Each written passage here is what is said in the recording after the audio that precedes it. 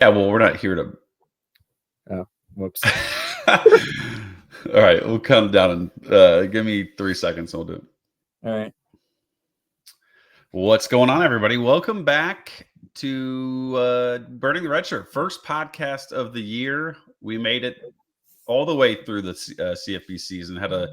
Holidays took us down for a little bit here, but we're back and we're here to hit Jeremiah Love unders. Andrew this morning decided to tell me, hey, you should be betting this before it all changes. And by the time people watch and listen to this, Brett, you won't be able to bet the same lines. But Jeremiah Love, I don't know. I'm surprised that people are we had lines for him. He wasn't getting a lot of usage, and that was with 10 days off between last game and the Georgia game.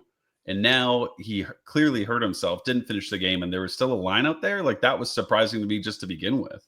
So was this not good enough for you on Saturday I said thoughts on Jeremiah Love, and then you said F that guy, some stuff about how you always lose betting him. And then I said, true, I bet his yards under, feels Maffa-ish, like he'll give it a go and his material compromised. Was that not good enough? Yeah, it was, but it's not breaking news. I'm just surprised that it took to January 6th for people to hammer the under.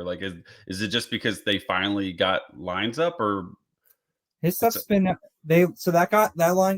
that game didn't get lined quite as quickly as the Texas one, I think largely because the stuff was played 2 days later, right? And then FanDuel waited forever. Caesars and all the books that kind of source from whatever that company is that distributes their lines got stuff up quicker.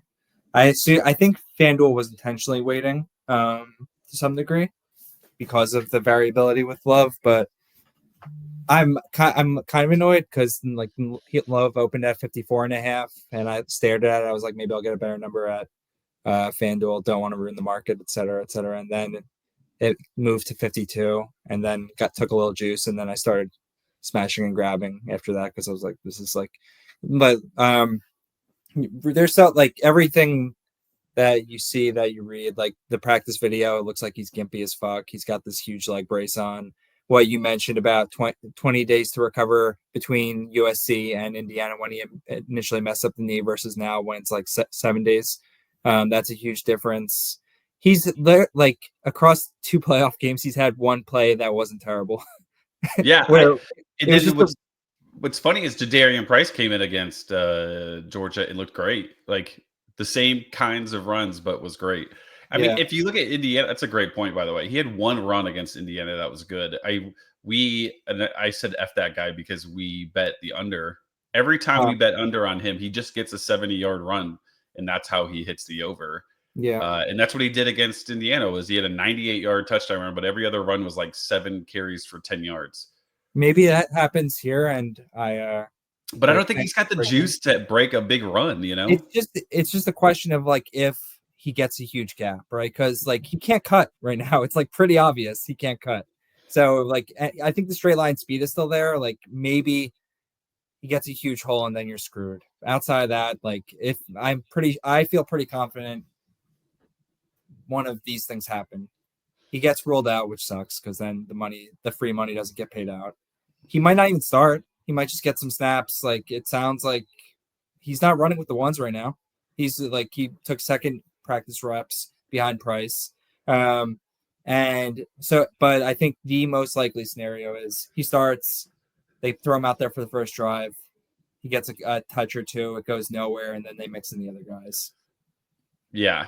I think there's no way he gets more than 6 or 7 carries. And if he's so gimpy, then I don't know how he would break the 50-yard mark. So yeah, hey, on your favorite on Builder, dude, he was at 52 yesterday. It got taken down, got put up at 44 today, and moved from 44 to 42 to 40 to 38 right before we went on. It's getting destroyed.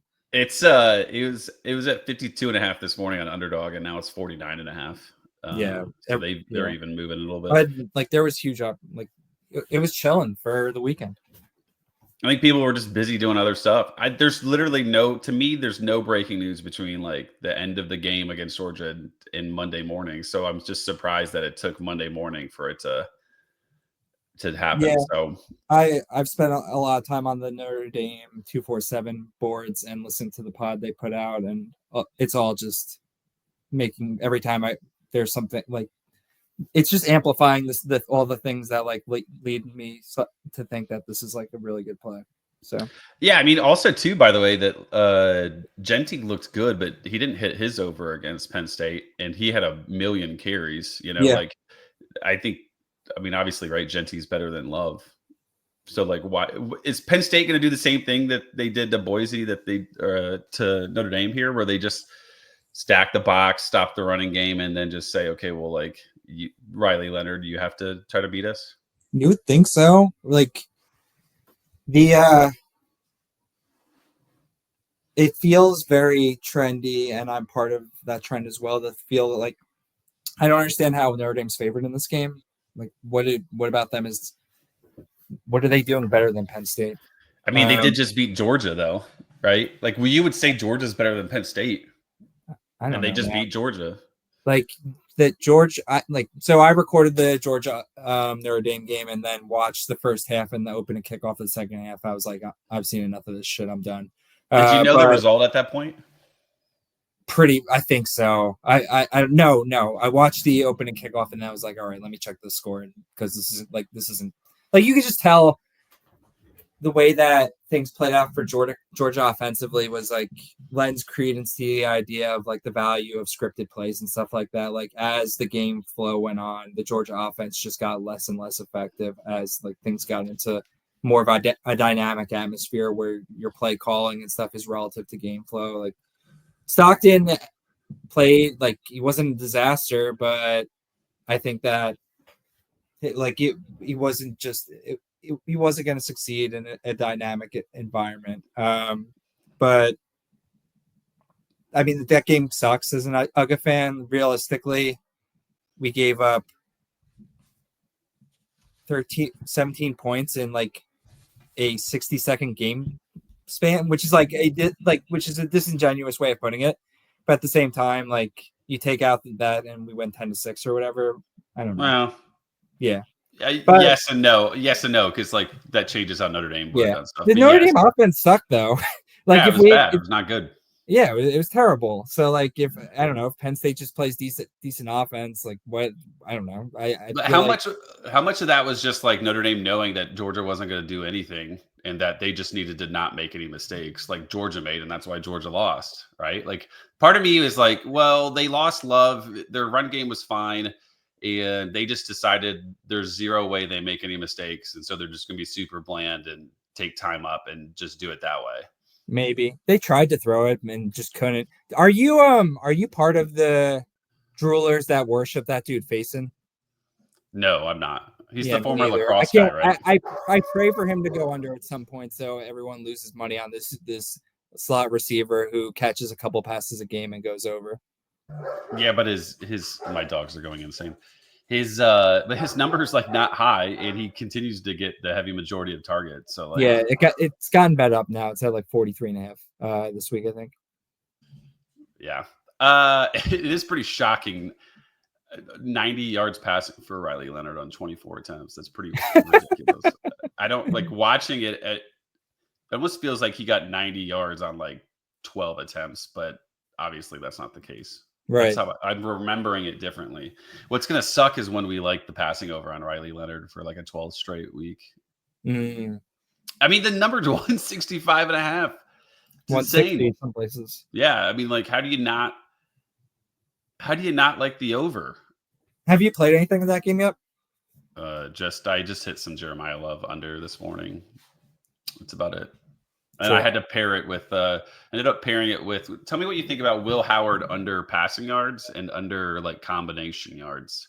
It's like 255 and 270. What is your you just think they get up and then take the air out of the ball? I think the game goes a little bit slower than like this Oregon game, and the Notre Dame's defense is good. Like I don't think they'll let Jeremiah Smith go for like 80-yard touchdown catches every single play. Like that, what Oregon attempted to do against Ohio State was baffling. Like how did you just show up and not like decide not to cover Jeremiah Smith?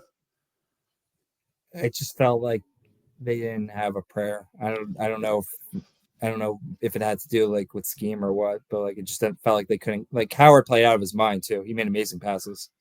Agreed. And I think like to me, I hit both of them. I did the combination and the passing yards. I don't know, like he against Tennessee, he was amazing. Against obviously Oregon, he was amazing. Is it because like Michigan kind of kicked him into gear, like and told him like, hey, like you should stop trying to hammer the run, like and just try to throw it to what you would call your mutants out wide. Yeah, Like that's the only thing that worries me is that like it's not that the number is like I don't know. It just feels like maybe they start to sling it more than they used to when Howard was going under because like Howard was under against Indiana, Michigan, and Northwestern, and those are right. like all good matchups, relatively speaking. Like so, The same things that worked for them when they had success in the regular season are still the same things that are working for them. They're just doing them proactively instead of reactively now.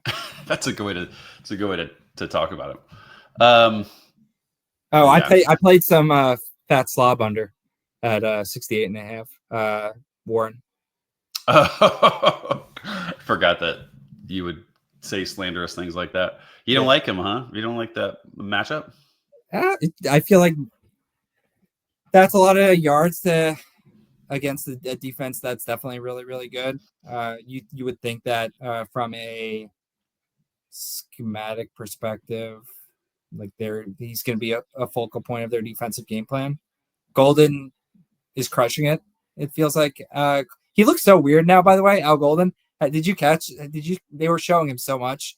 Like I guess maybe it's just dressing differently when he's not. Like I picture him like all suited up, wearing a tie when he was Yeah. coaching Miami and shit. But now he looks very different. But I he was going up against Gunnar fucking Stockton, I guess so. But that like Notre Dame defense has been nails for a while. I'm fine betting on that continuing. We have him for like 80 yards. Oh, okay. About. Yeah, I think it'll be close. I don't know if I would personally bet it myself. I just hate in a game like this, you just know that Penn State, that's their best player on offense, right? Is Tyler Warren. Yeah. So like I don't know, it just feels like you always run the risk of him getting 13 targets or like 17 targets. Yeah. You know, and Penn State against Boise didn't really need to do all that much. You know, they were doing well on the ground. I'm shocked at the reversal of Kayshawn Allen's season. The guy was awful for like 10 games, and then all of a sudden the final 3 or 4 games, he's been great.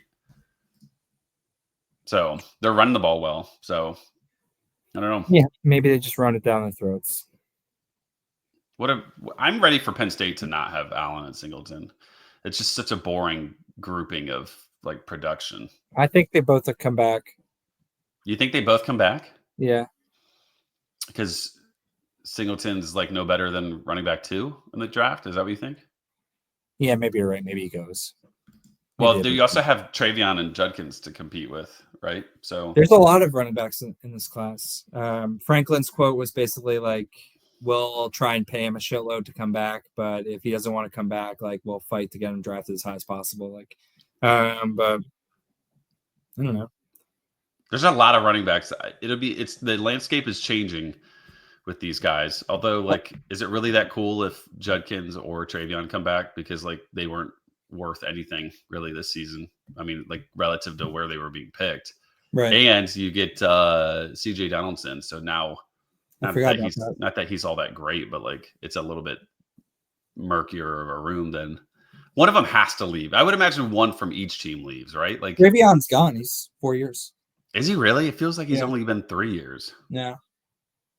Weird, because we have talked about him forever. Yeah. I could have swore he had one more. Well, what about so yeah, that'll be interesting is that the who goes. Amarian Hampton's obviously gone, but it doesn't seem like Jordan James is going. You don't think so? I don't know. I don't know. There's a lot of running backs. If you're Jordan James, like how high could you possibly be? Yeah. They're getting Mekhi Hughes. You would think that maybe that is a precursor to backfilling for James. That's true. But it's also Oregon and like Nike money. Like you can basically do whatever you want. You can pay for a backup running back to be Mekhi Hughes. Are you excited for Dante Moore? No. Because he doesn't run? No, because I don't know. I don't know. That QB class has been a whole lot of poo poo, huh? It has. I think there's still some hope though. Okay, so tell me who you think has the most hope in 20. I'm not going to count Dante Moore. That feels like cheating. Likely starting quarterback at Oregon. What about okay? So we have Jackson Arnold at Auburn. We have Malachi Nelson transferring to UTEP. Dude, Tuesdays with Malachi. How fun is that going to be? We need to touch on that here in a second. And Nico at Tennessee. Which one of those three, like, you think has the best year next year? I think that Nico is not that much to blame for. You're one of those guys. Yeah, I think his receivers all blow. I don't know. Isn't that kind of like on the Tennessee? The guys on campus like talk about it all the time. Like Tennessee, they just bring in the same receivers every single year. Like at some point, they're going to just keep getting the same types of receivers. Like Nico is going to have to do something himself. That entire offense is supposed to be handoff, 40-yard bomb. Why can't is it his fault that none of the receivers can like even get far enough down there with any separation that he can throw a bomb? Dude, when you or is he just that bad at throwing a football? Like I watched him throw, it looks pretty good.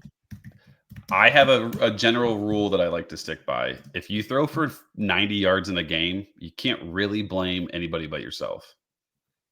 You watch that game though. Like, dude, are we talking about the Ohio State game? They went into that game with 4 or 5 receivers in the portal, and the starting receivers all sucked. 2 more of them got hurt in the game, which was great. I mean, as an underbacker of Tennessee products in that game. But I don't know. There's no way that passing game was going to be successful, and they're going up against the best pass defense in America. He threw for like 160 yards in like half the games. Joe Milton threw for better. Joe Milton was better. Not even like arguably. Joe Milton was better than Nico. NFL winning quarterback. Exactly. Joe Milton, who had a running back that ran for 1,000, Squirrel White, Ramel Keaton, Dante Thornton, Brew McCoy, like the same receiving group. Why did Joe Milton perform so much better? The offense kind of looked like trash with Joe. Like they weren't. It did look like trash. 100% looked like trash. He performed significantly better, is my point. Yeah.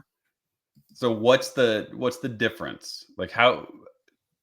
I'm not going to throw Nico off a bridge here, but like I am not on Nico at all after being on him a lot this year. Do you like let's talk Malachi Nelson. What a fall from grace for Malachi Nelson. Everybody was like, yeah, he's and rightfully so. Like I think we all looked at it like, yeah, go to Boise, get yourself back and healthy and play well at a G5 level, like with a great team around you, and then you could transfer again. But nobody thought it was going to go to UTEP. What's the UTEP connection, by the way? I don't know. Who doesn't want to play for Scotty Walden, though? I mean, no shade at UTEP, but it's UTEP. I mean, did they win like 2 games last year? Did you watch the Sun Bowl? That stadium is so dope. It is pretty sick. Yeah, it is pretty sick. Like that's a stadium that is cool enough to show up on one of those Twitter threads where it's like the best soccer stadiums in the world type deal. And I always doom scroll all of them and like give them all clicks because they're all sick. You could throw the Sun Bowl in there. That senior is top tier for CFB.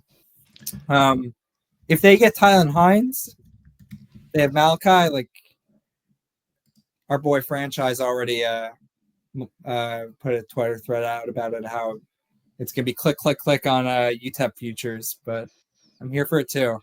I think that given a lot of the circumstances, even though this isn't what you didn't want to talk about, like it was impressive that they were able to generate, maybe not, I forget what their record ended up being. I don't think they got many wins. They won 3 games. Yeah, like they had a bunch of awful things happen, especially at quarterback, which, I mean, it's not like they started in a good place to begin with, but they lost at least a couple of those guys for material stretches throughout the season to the point where they were starting that dude who was basically a running back for a while. But they were still in a lot of these games. Granted, it's CUSA, right? So no one's blowing out anyone for the most part. But it could have gone a lot worse in year one. And that, like, the creativity that they showed with respect to play calling and utilizing personnel, it's exciting to actually now see them get some potentially good skilled players in that room and see what can happen on Tuesday nights. I like how you're just lumping in Tylen Hines is a good skill player. Him and Malachi are the same tier. I don't know, man. There's something obviously wrong. How do you can't go anywhere else? Sure. You can't go anywhere else. Like, I guess the appeal is that he's like, there's no way he loses the quarterback job. You would hope. Yeah. What do you think about Jackson Arnold at Auburn? Is he like, I don't know. Go for it. What do you think about Jackson Arnold at Auburn? They have Ashton too, right? Of course. You got to have like the Ashton Daniels type on your roster. If you're Is Thorne out of eligibility? Thorne is, thank God. Yeah. Wait, will that be a true battle? No, you can't make that a true battle. No. So it's just Jackson Arnold. I would think. I mean, it's, I guess in theory, but I guess Auburn's got a ton of NIL money and they're just slinging it around. They gave Singleton $1 million apparently. So yeah, the receiver room is dope now, right? I love the combination of like Cam Coleman and Singleton. Like I think those two they're going to work off each other like really well. Should I be excited about Auburn just in terms of like, does Hugh Freeze's system inspire anything at this point in time? Are we far enough removed from Swag Kelly just running around and doing cool shit and Malik Willis kind of doing the same? Like, is there an actual system bump that players get from playing for Hugh Freeze, in your opinion? I think a little bit, but not as much as it used to be. Like even Peyton Thorne was awful last year, and even then he still had some big games. Like he still was like a valuable asset for a final pick type of thing. And I don't know. I would say though that the problem here is that like he's not as good as he once was. He doesn't have like the same type of talent around him that he used to have at like some of the other schools. And I think it's kind of like an old trick, like we all kind of get it. We all know what you're trying to do here, buddy. Like it's not working. So I don't know. I say yes a little bit, but not too much. Like if Jackson Arnold is like a top 5 round pick or something, like that's insane, or top 8 or 10 even. But like he certainly should be picked like moderately high. Could he be your poster boy for 2025? No, there's no way. But there's a guy. That guy doesn't go late though. That guy doesn't go late. The Chris K poster, or he doesn't go early. The Chris K poster boy. Yeah, my biggest regret this past year is not really leaning into Gio as my guy. Like we had discussed Gio as like the beginning, and then maybe it was the spring game that got me off of him. There's a guy I really, really like, but he is going to be picked like fairly high, and he's also a guy that a couple other people love, and so like it's kind of, you can't really poach those guys as and label them as yours. So yeah, it's a work in progress. We got to see where the chips fall. Of course you can. Just have to shout louder. Do you want to run through? I have some guys I'm interested, or I've started like just making a list of guys that I want to target. So, but I'd love to get your thoughts on like where some of them go in early drafts. Justice's boy Colton Joseph, where's he going? Isn't he a backup now? To who? Did he just go to the transfer portal? No, he just re-upped. He's still at ODU. Are you sure? I thought I have Colton Joseph in the league that I care about, and I guess he did say run it back. You know what that means? I thought for sure I saw something. Maybe it was a dream. I'm having weird. Dude, I've taken down so many notes about guys committing, and that one specifically where I'll have a guy committed somewhere and then all of a sudden he's like committing somewhere else, and people just act like it didn't happen. I'm like, dude, I know this happened. So Colton Joseph to me is probably fairly high. I mean, he does pretty much all of it, and the offense is seemingly pretty cool because he didn't play the final game, and whoever came in and played, never heard of him, had an awesome game. Like outperforms like any singular game of Joseph. So to me, I'm like, yeah, I'm in on that, especially because like the conference, like the scheduling should be simple and easy. Like, so I don't know, top 10 or 12 quarterbacks, 15 quarterbacks. That's too high. I mean, he does everything. He runs and he throws, and he's great. He's great. He had 11 rushing touchdowns in like 8-9 games. Well, like 8 games. He barely played the BT game. So I don't know. I could see him like top 15, and that would make a ton of sense. What were you thinking? Like the 11th round range. Maybe no, more like 9. Well, if you think about it, that's about top 15. Yeah, I guess you're right. Yeah, that's fair. And it just depends too, right? Like, what do people do with quarterbacks? Do they hammer them early? And who's the next one on your list? Let's do Byron Brown. He's not in the portal. So he's staying at USF. I mean, if you drafted him high last year, what's the difference? Right? People don't like being hurt. Being hurt twice by the same thing. I mean, he was hurt last year, so I think you can't possibly consider him the same type of player. But like, I think Why? I would rather Colton Joseph. Why can't you? I don't know, ankle, foot injury. Like, to me, that's not great. I thought it was knee. Broke a bone or leg, broke a bone in his leg, right? I still don't. Either way, I still don't like it. And there's enough quarterbacks that have shown to be like really, really good that like, why would I go back to Brown if I don't like? I would rather take the guy that did it last year than the guy that did it 2 years ago. Would you take Joseph or Byram? It's tough. We assume Byram stays at USF all the way through to like one. Well, I don't know. Let's make the assumption that we're drafting in the summer and Byram's still at USF. Sure. Byram, I think. So even that it was that close of a debate for you, to me, says he's dropped a decent bit. Like Yeah. I would take Joseph, but I mean, I don't know. I also traded a future first round pick for him, so hopefully he does great. Let's play the game. Let's do 2 running backs and 2 receivers. Okay.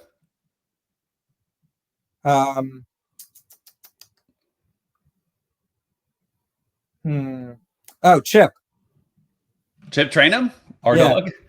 Yeah. Oh, this is going to be great. Which MAC school did he end up at again? Is it Toledo? Oh, yeah. Give me that. I mean, he's got to be like a top 5 or 6 rounder, right? Like, just the case is easy to make. It's an easy case to make. I mean, where did all these other guys go, right? Like, where did Antonio Brown go? He went high last year, right? Yeah, he was like between 3rd and 5th round. Like, I know Chip hasn't technically done it in a while, but like, he looked great at Ohio State in limited action, and then he just never was on the field last year this past season because of injury. Yeah, I think, yeah, I love it. By the way, Nate made fun of me for still having him on my roster in a league. Is that weird? No, I have him in a spot or 2 as well.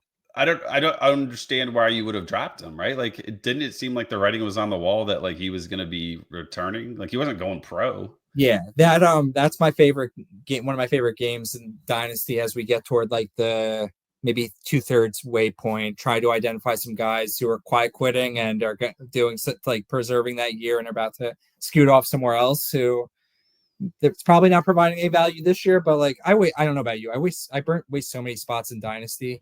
So being able to cut some of that fat and think a little bit toward next year. Generally, the way most rosters exist in terms of just the amount of spots that you have, like it's fine. Rashad Amos, did he go to Memphis or did I make that up? I don't know where he went, but I don't want to be hurt by that again, so I'm out. We don't have to do him. We could do someone else. We could steal from Jared. Bryson Donaldson. That's tough because didn't they just add another guy, running back in the portal? They brought back Gilliam. He removed his name. Yeah, I don't love that. I don't love that. I also don't know how good that offense is going to be. Like, you kind of need that offense to be better. There's something with, I think the new system is like very run heavy. But I do like Donaldson. I think he was impressive, but like, I don't know. To me, he's like a 10 to 13th rounder if I had to like peg it today, and that's like best case. I don't love like that. To me, is like it's definitely a situation you like. But I don't know. I need a little bit more of a nudge one way or the other to invest in picking them. Receivers? Whoa. Wait, I got one for you. Oh. We've talked about it before. We kind of mentioned the quiet quitting. Malik Sherrod. He's at Boise. How high does he go? Ooh. You have to assume that at least one running back amongst Dubar and the other Sire Gaines probably leaves, I would think. So it's probably him against the other one of those. I think he will be decently discounted early and then rise as the offseason progresses, as we get clarity in that room about who's there, who's not, type deal. By middle of the summer, I bet he settles in around rounds 9-10. I think I'm going to be very aggressive on Sherrod.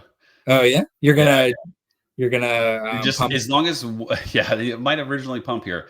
The thing is, I was like, man, this is this is the best spot. It's a crowded room, and like, can they really do two running backs? But like, Jared made a really good point about how like Genty and Halani were both Yeah, incredible when they were yeah. together. Like, why can't they do it again? Like, so I will be aggressive on Sherrod, but obviously we need one of Dubar Gaines to leave. I have a receiver for you if you need one a little bit of time. I have two, but you can go. David Amador. I didn't pay close attention at all to that team for most of the year, and kind of discarded them throughout draft season. I was like, I don't really buy into Owen McCown. The running back room seems murky. Ditto receivers. I think I took a little bit of Amador in the offseason, but more or less, like they finished super strong, and they were on a bunch of their props. They had midweek games, so we got into the weeds with them from props perspective too, toward the back half of the season. I don't know though. Did he distinguish himself from the other receivers in your opinion in that room? I thought so. He got a bunch Yeah. of targets and catches when he was healthy. And he's like that not talented white guy in like a small conference that just has like a great season because Are you sure he's white? I think so. Oh, that'd be bad if he wasn't.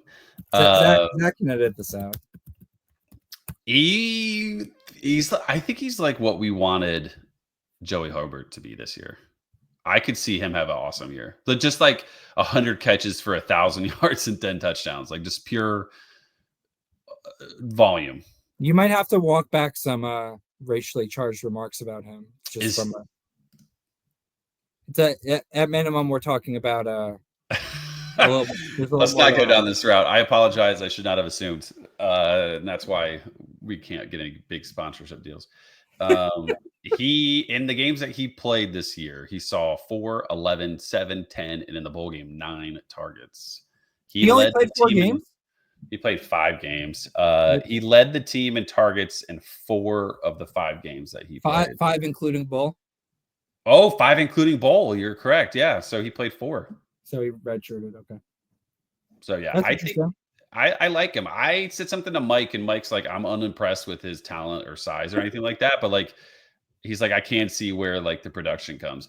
McCown was awesome for them at the back half of the season. No, he went insane in the second half of the season. So they just, I don't know. It felt like they just changed the way that their offense functions, and whatever they did made it so every drive is 40 seconds to either go 80 yards or punt. But it was fun. The volume was there for McCown. His yards per attempt was not all that great, but like if you go past, like basically if you start at the end of September, he had like 49, 43, 45, 50 attempts. Had a game of a 43, and then he was great against Coastal where he basically didn't do much at the end and had 30 attempts. So I think Amador is going to be in that like late single digit round type. I think you'll be able to get him. He was going like 11th round this year and kind of sucked. Was he really going that high? Yeah, I think it was him. Or was that McEwen? It wasn't. I don't think anybody liked Amador except for like 3 years ago. People loved Amador for an offseason and like dynasty stuff. I might be thinking of Devin McEwen. I don't know. I can't keep him straight. The whole debate was that whole like who is that guy because of Decorian Clark. Yeah. But yeah, I just I Googled him. I'm so sorry, Amador family. I'm so off on that one. I apologize to everybody. Who are your receivers? Let's get away from this quickly, please. Yeah. We'll stay with the white receivers, Bo Spark. I don't know, man. I don't know how high you could go with him and feel good about it. I have some Bo Sparks. I just don't feel confident in where that's going. Not first round like Joey Hobert last year. We pumped that up, but we didn't dump it. At least we pumped it and kept it. Yeah, I don't know this. I was unimpressed overall with how the whole season like worked for them. Like Cole Wilson was very average, Hobert was very average, Jaden Williams was great at times, but ultimately was like very average from like a big scheme of things. But like he's kind of the next man up, I guess. But I don't know. Is this offense gonna be that great passing wise? Like who is their quarterback next year? They brought in my dog, Nate Yarnell.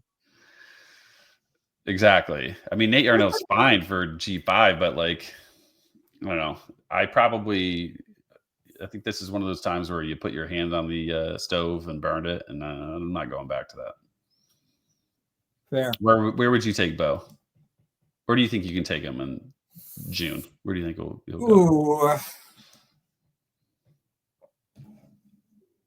10th. I feel steep. I think there's no world where I'd rather Sparks over Amador.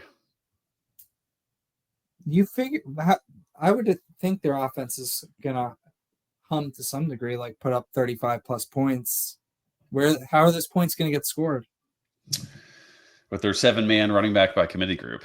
Yeah, maybe. No, I don't know. I'm just not necessarily sold on the 35 points. Okay. You think some regression's coming? I think some regression's coming. That's what fair. about your newly found boy, Zachariah Branch? What a decision. What a freaking decision. It's more fun than what we usually do at receiver. Like at least I could talk myself into like, oh, maybe this will be fun and cool. Usually we just get these boring guys who I write off immediately. But at least like the idea, I can talk myself into the idea of being really cool.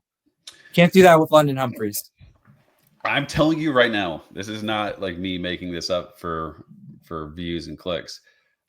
In my head, I have 10 replays of Zachariah Branch, like plays. Not one of them originates past the line of scrimmage. Like not one of them is because he caught something downfield. You know what I'm saying? It's like all punt returns and it's all sweeps and screens. But what if this is a precursor to us stealing, what's his name? Buster Faulkner from Georgia Tech, who does really creative shit with his receivers, his quarterbacks, right? A lot of behind the line of scrimmage, getting the receivers involved type deal. Maybe, but like, who's your quarterback next year? It's not Jaden Rashada. Well, oh man, I can't wait to see where he ends up. I don't know who it's gonna be, man.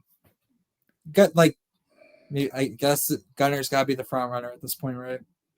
Yeah. I don't see how they would do that, but he looked good enough. But yeah. I feel like I was impressed relative to my expectations for sure. For sure, I think he needs a lot of help around him to like be successful. I don't know if Branch is like maybe not doing the Tim Tebow wind up for every pass would be helpful too. Potentially a good idea. You got any other receivers? Yeah, I can. You know how I am. I don't like talking about guys I actually like. But Stribling at Ole Miss, they lose a ton, right? Yeah, their portal has been interesting. I feel like they've added just a bunch of names that are cool. I don't remember them off the top of my head. I assume they bring back Caden Lee. They said enough times during the bowl game that he's a sophomore. They lose Trey. They lose Watkins. That dude Aiden Williams, who was supposed to be incredible, just hit the portal too. So, dude, what do you think? Is your boy Daquan Wright? Is he out of eligibility? That dude just every time they throw to him, he just goes up and like mosses the shit out of somebody. I think he's got one more year. Yeah. Yeah. Did you know he was amazing at Virginia Tech? I thought he was great. Yeah, 100%. Yeah. I mean, we just don't really have anything cool. Like we just don't do anything cool receiving passing stuff. It's just we got our first like 1,000-yard receiver like 7 years ago. Like it was Isaiah Ford. Like how is it even possible to have your first 1,000-yard receiver like 6 years ago? Yeah, he's got another year. What do you think about man? I'm torn on this one. It seems like he went from an incredible spot, like, and you're just like, okay, I'm all in on this, to, okay, that's unique and different, but I still think I'm in. Quentin Joyner going from USC to Texas Tech. What? Oh, okay. So you brought this up. Did you bring this up? The idea of like, is it him or Jacoby Williams type deal? I did not know. Somebody else. Maybe it was Mike. I don't know. I don't know. I can tell you who it's not. It's not Cameron Dickey. That guy's gotten zero love from the staff. I'm surprised they even know his name. Do you have that one day every bowl season where it's like, fuck, I bet all under on all these randos and they all just went off?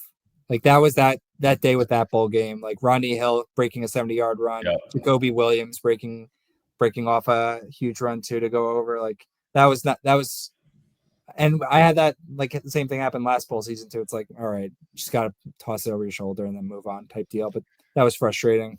But I don't know. I mean, it's a fair question to try and think about. Like, hey, is like Taj Brooks was transcendent. He's a little atypical for what that offense typically is, though, right? Yeah. Perhaps I shouldn't have hated on him so hard. They have the so they bring over the Texas State OC Mac Leftwich. So things should continue to be fun. Like that offense was certainly did a lot with their running backs as well. I can't see myself paying up for either of those guys. Quinn Joyner is Texas, and he went back to Texas. So our boy Josh Chevalier is going to be all in, right? He loves a kid from Texas type deal. But I don't know if it's like that. Unless I can't imagine, unless there's an injury to one guy or another, that we get a ton of clarity super early. The one thing I will say is, for whatever reason, Joey McGuire always is like super good, even if it's not necessarily true, about just going to the beat writer and be like, hey, here's my depth chart at the close of spring. Here's my depth chart going into the fall. We always get something. Maybe it's worthwhile endeavor to like just look back and think about like, oh, how did that actually play out? Was it deceptive? For instance, like that, I feel like the depth chart he handed beat writers last summer did not have Josh Kelly's slot. I could be wrong about that. And then all of a sudden, Josh Kelly's getting like 90% of run the slot, which is what we were hoping for, what we were hearing, but like wasn't reflective of like what was actually shown on the depth chart. But long-winded way of saying maybe we will like actually get something material in the way of the pecking order for running back, but I don't know. It would.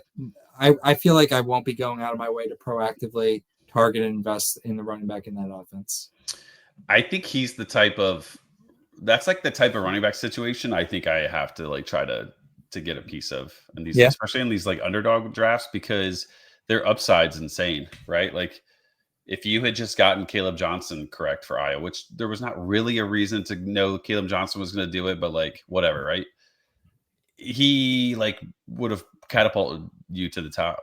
Like why not take a shot on like that over like freaking a Virginia Tech receiver? I don't know. I was so dumb last year. I hear you. You know what I'm saying? Like I'd rather take a shot there and just be completely wrong than get Daquan Felton's 40 for 400. You know what I'm saying? Like I'd rather take that shot and just, I was thinking about like Iowa again. Like could be that. Since you brought up underdog, are you worried at all that they didn't run any? Like, you think they run back CFB? They didn't run shit for the semifinals with the drafts. I think they do. I don't think they were going to do that type of stuff because, like, if it's a 3 or 6 man draft, like you're kind of limited on like options, and there's not that many games. True. I thought about it. I was like, why is there nothing popped up? Hopefully we can draft all summer on underdog. That would be so fucking great. That would be awesome. What about Taven Jackson to UCF? Competing against Cam Fancher and your boy the Rizek. Right. I don't know how he's my boy, but sure. I'm intrigued. I was pleasantly surprised that just in the poise that Jackson showed, ability to kind of just competently run an offense. I feel like my idea of him always includes his legs and it never ends up actually happening. Correct. But Scott Frost's offense is if it's representative of all of what we've seen historically, like you're using your legs, dude, if you're the quarterback. it's interesting at minimum. Like, dude, fuck Cam Fancher. Well, not really. But, like, the poor kid, like, absolutely, like, destroyed his leg in his final game at FAU, right? But like, that's not happening. You'd think that, like, Cam Fancher is being brought in for depth. The Rizek looked fine at times, but again, like, that dude, I don't know how much of a threat he is with his legs. So you think the path should be marginally clear for Taven Jackson. For thinking through the prism of underdog, which is like whenever we talk P4 guys, I think that is like one of the more interesting ways to think about things. That is like, that's a nice late round target potentially, especially early if there's ambiguity there, because I think that you can just kind of you don't need to think about it too hard to assume that, like, okay, QB battle in camp, he's coming out on top. It's probably happening. There's a lot of other topics I feel like we could touch on. Chris Hilton did just enough in 2 games to just bring us right back in for 2025, right? 3 games, but yes. I on at least one of my 2 teams, I think it was on the bad one that made the Best Bowl Mania finals. He was actually on it, and he like did work on that in that final week. But I think it was on my team that was just horrible, so it didn't end up mattering. Like, I came in like 75th in the standings in that. But yeah, I mean, the dude looks insane. Like, not like, yeah, steep ball for sure, that's his jam. But like, even like Nuss whipped it to him on like a nice little curl route or some shit, or like a nice little slant, and like you could see after the catch can be there as well. Like, just stay healthy, and he is like an absolute. He's electricity. Yeah, that could be a really good offense. Mike kind of sold me a little bit already on like Nussmeier, even though he can't run, like as a big time CFF asset next year. Yeah, he is like, it feels like he's gonna the passing part of Jaden Daniels' Heisman season feels 100% possible with this extra seasoning that Nussmeier got. Like, he looked fine, but it just felt like he was missing like a stud receiver playmaker to help like make everything wide open. And I don't know. The King Durham feels like a good passing game guy for him too. Get rid of Josh Williams. Go home. he has more eligibility. He can't have more eligibility. He played with Joe Burrow. Did you know that? No way. He was on that same team. Josh Williams has been around forever. Amazing. Glad he got his degree. I hope he got his degree, but just go somewhere else if anything. So yeah, he played in 2020. That's wild. So, any final thoughts or players before we wrap up? I think that's enough of a window into 2025. I can and will. I'm sure we will talk about it for days. Like, it's a fun topic. Just think about the future generally for CFF. Any chance Ohio State doesn't bring it home? I don't know. I think Texas's defensive backs are really good, so I think that matchup could be fun. But I think Ohio State takes it. Yeah, I think they do. I think it's Ohio State, Notre Dame. What about you? Ohio State, Penn State. You think Ohio so? State. Yeah.